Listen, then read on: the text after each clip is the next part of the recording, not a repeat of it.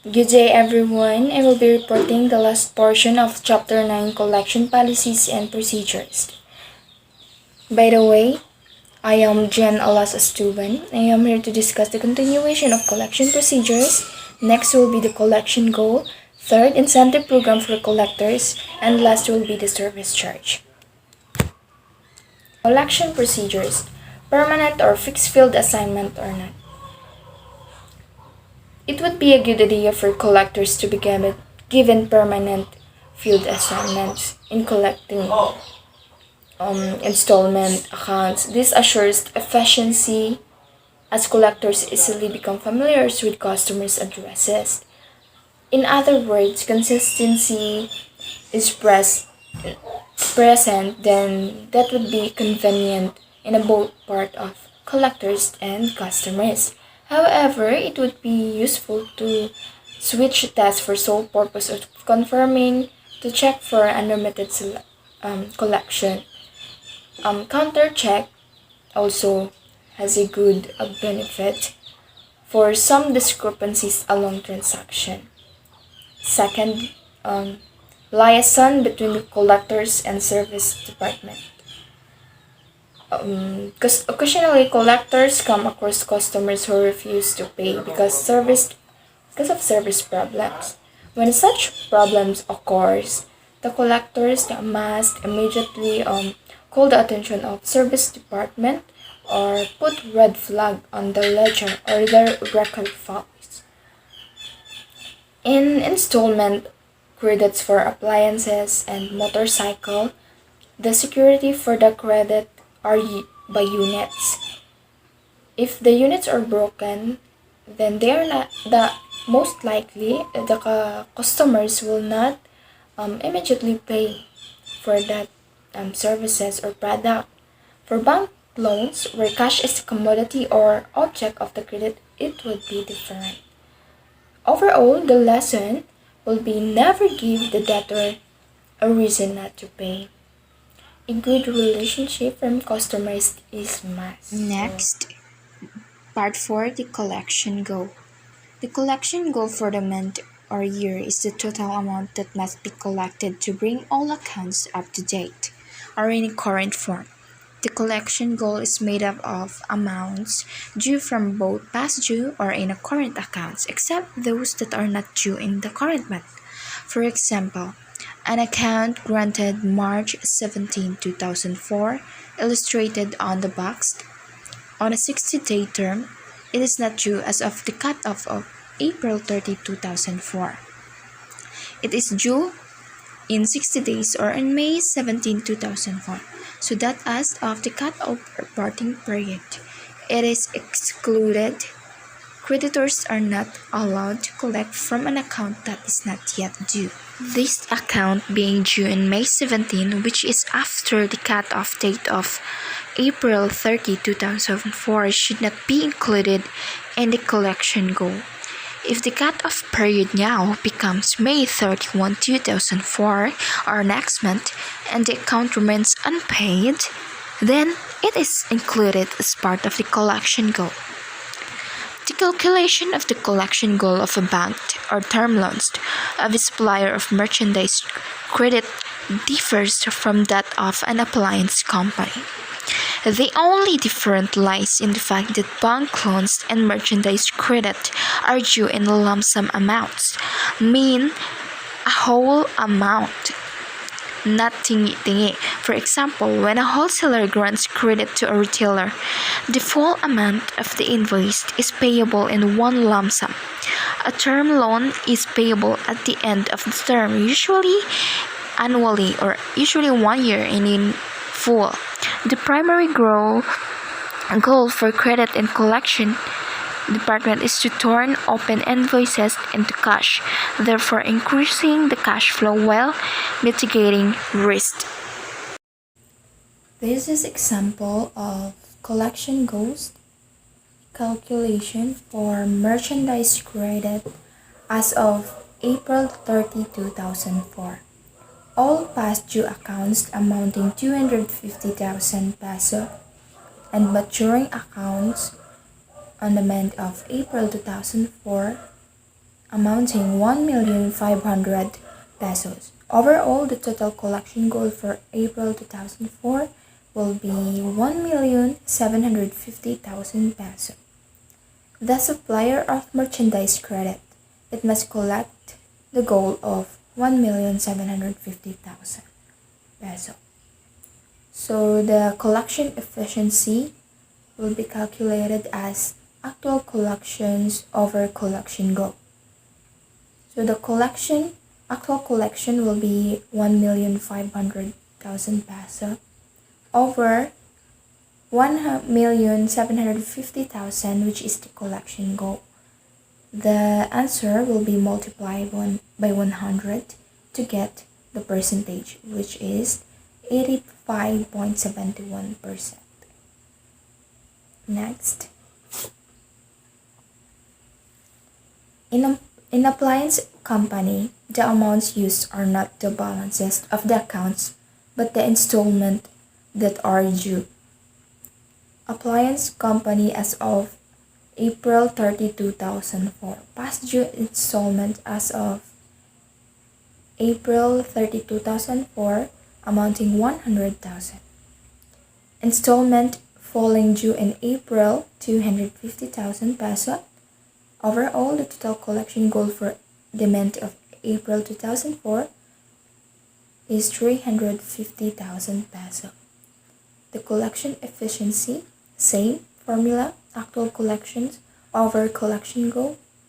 The actual collection is 295,000 peso over 350,000 peso, the collection goal.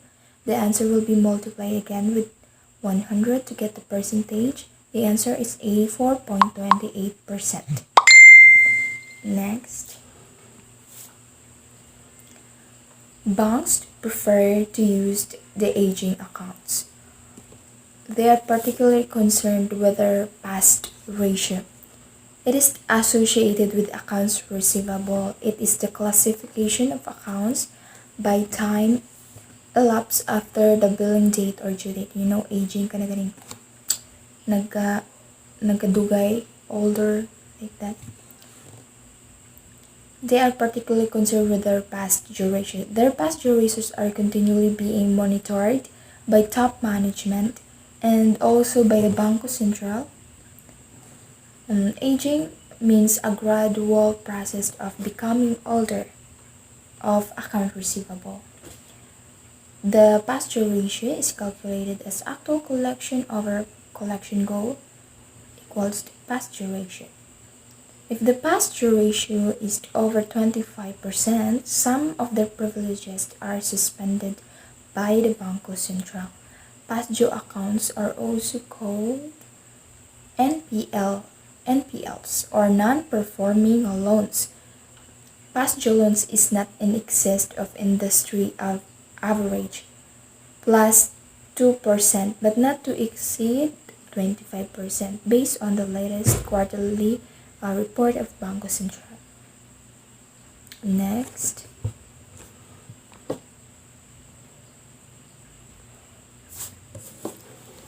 will be the part 4, incentive program for collectors. Incentive program is prudent management practice to recognize some collectors. Incentive will recognize the collectors to their efforts and loyalty. The incentive program that is in place in many appliance companies used only 2 C's or the cold cash. Cold cash means a money immediately available on hand. Yes. Or a money available on hand on the transaction at the current time. Of course, it is prudent management practice to recognize some collection during annual events. After all, Maslow's model on need states that employees should also be socially recognized. But month by month, a cash incentive always works. So it is formed on cash incentive programs. It is important to boost collectors' loyalty and employee morale through incentive because it will promote long run health of a company. Some incentive programs have three elements. First, the size or number of accounts. The most common is the quota. There is a specific quota, or how much is that to um, to be qualified to have an incentive. Aging efficiency. Aging efficiency is the most efficient way in organizing the transaction of collectors for incentives determination on how much they can get at the end of a year or a certain period of time. Third, collection efficiency. This aging and collection efficiency will be discussed in the next slides. Collection efficiency is the capacity of collectors and its effectiveness in collecting due or mature accounts. That's the success rate of collecting debts with good record, good transaction record. Next, an example of incentive programs as follows. So, monthly cash incentives. So, monthly ilang cash incentives. On the above, aging efficiency start from 80% to 85%. So the collectors must have a number of accounts as long as 80% above, and the collection efficiency as 50 to 90 accounts. So as the collectors will have a 50 or 90 accounts, the collection efficiency is 80%. Will have a gradual amount that will sum up as the prior year until it will become bigger and bigger. From 2,000 peso, 80%, to 2,200, which is 85%. The bigger one is the 100%. From x-axis to y-axis of aging efficiency and collection efficiency, the collectors can have an incentives up to 5,200. That's money. Same with this 100 to 189 accounts at the bottom. Okay. So you will wonder why 80% is the only minimum acceptable aging and collection efficiency ratios. It is because the management wants the credit section to be very careful in approving credit collections. Second, collection section to be very effective. An incentive program is designed to motivate employees. Managers wants to motivate the branch to sell more and have more installment customers. The bigger the accounts they handle by the store, the bigger the incentives. Incentive programs is designed to make employees do what the management want them to do. It motivates them to do things. In above example, the number of accounts have been stressed. Thus, the bigger the number of accounts handled by a store, the bigger the incentives. The management wants to motivate the branch to sell more and have more installment customers. The minimum acceptable agent and collection efficiency ratios, as could be seen from the above example, which is the illustration, are both 80%. The management wants both credit section to be very careful in approving credit applications and also the collection sections to be very effective. The above model could be modified or another model could be used. It depends. What is important is that there should be a proper balance between the marketing department, who wants to sell more, the credit department, which is to be careful and vigilant against potential bad debts, and low aging ratios. and collection department which prefer less collection headaches. Next, we'll have the part 4, which is the service charge, the last part. The creditor company must decide whether it should use service fees or charges. These fees are expressed in terms of percentage of the principal amount because principal amount is flexible and vary on the agreement. Second, justifiable as expenses for appraisal, investigation, collection, and paperwork. So this is why the banks get interest, service fee or charge because of the manpower they rendered for the customers. Last, financial institution use the service charges or fees to increase their yields on loans because sometimes there is only loan interest limits or maximum imposed on loans that will be later be rediscounted with Banco Central. That's why the alternative way is to put on the service fees charge to have to increase their yields on loans. That's it. The loan interest limits have a maximum, which is the 24% previously. So the example, an agricultural loan has a limit of 24% interest per year. If a rural bank increases its interest rate to say 30%, that loan can be used as a collateral for discounting loan with the Banco Central.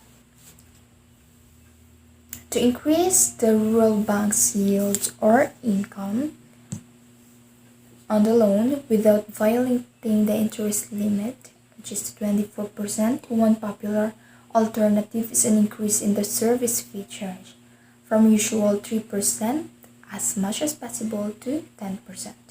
The yield on a 100,000 agricultural loan, 24% interest not deducted in advance. A 3% service fee, yes. So 3% service fee deduction. Interest income equals 27,000. How we end up this 27,000 peso? From 24% plus the 3% service fee. That's it, 27,000. Because the 27% of 100,000 is amounting 27,000 peso.